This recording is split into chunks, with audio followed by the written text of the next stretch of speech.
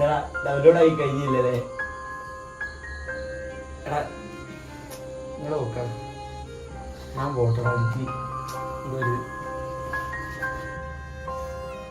എടാ പറയുന്നതിന് കാര്യമില്ലടാ.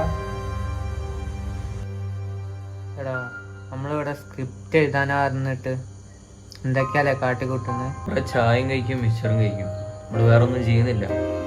പാവല്ലടമേ, എന്താ നമ്മള് ചെയ്തത്? എടാ സോറി ഇട്ടാ, നേരത്തെ മൂന്നത്ര ശരിയില്ലടാ, എന്തൊക്കെയോ പറഞ്ഞ്.